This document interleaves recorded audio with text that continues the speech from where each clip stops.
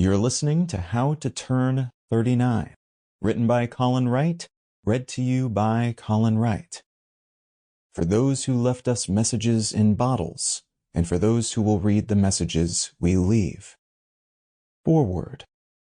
When I was in my late teens, I assumed that at age 35, I would be at the height of my powers. From that youthful perspective, my mid-30s would grant me all the prominence and benefits of full-on adulthood, relationships, resources, respect, but few of the age-related issues that seem to become stumbling blocks for folks past that point. Health problems especially, but also midlife crises, child-rearing responsibilities, financial burdens, and issues related to retirement. As I write this, I'm 38 years old, and just a few weeks from my 39th birthday. Neither age is important as we often measure such things, but having left 35 in the rear view, what feels like lifetimes ago, I've spent a fair portion of the past several years thinking and learning about what it means to grow older, which I hope will be useful as I approach the more culturally meaningful age of 40. I don't believe age has to be a barrier to growth and fulfillment, but I do believe how we think about aging determines how well we adjust to our changing bodies, minds, and lives. At this moment in history, aging is inevitable. It's not something we can avoid or negotiate with, but that doesn't mean we can't do it with intent and some degree of control. Despite its many downsides, and there are quite a few, I see aging as something we get to do, not something we are cursed to experience. What follows is a collection of thoughts on the subject, leaning toward how we might better traverse the chronological distance between who I am now and who I believe I can become.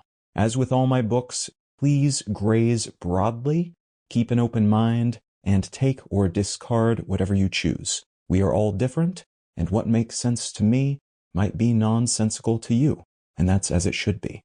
Let's jump in. What aging is.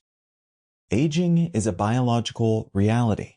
At its most basic, it refers to the breakdown of processes that otherwise keep our physical form, repairing, recycling, regenerating, and otherwise ticking along in a productive and reproductive manner.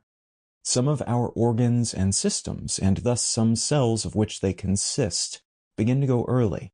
It varies, but we're prone to eye muscle issues, leading to focusing problems at around 35. We start losing body mass at around age 30. Fertility in women peaks and then declines beginning in our late 20s. And as older teenagers, we've already lost some of the hearing, especially in higher frequency ranges, we enjoyed as children. Sunlight chemically ages our skin from day one, and the evidence of this deterioration becomes more apparent as the processes that previously repaired the afflicted skin cells start to surrender their youthful gusto. Our hair grays, and a quarter to half of all people, both men and women, experience at least irregular hair loss by around age 50. We become increasingly frail because of diminished musculature and connective tissue, weakened bones, and the breakdown of cartilage in our joints. Some of us become less mobile, which amplifies these issues, while others remain active but enjoy fewer benefits from our efforts than we would have in earlier years, at times triggering harmful biological outcomes instead of healthful ones. Difficult to avoid environmental and lifestyle variables, like our activity and stress levels, along with our dietary choices, compound genetic predispositions that can accelerate the hardening of vital vessels and the accumulation of plaque in our cardiovascular systems. Many of these biotic burdens peak after our prime child-having years and kick into higher gear around middle age, when it's suspected our bodies don't really know what to do with themselves anymore, and the maintenance systems that were functioning at a high level to keep us primed and ready to pass on our DNA to the next generation transition into something akin to senioritis, still ticking along, but with less enthusiasm and intention than before. Aging is also a cultural and legal construct.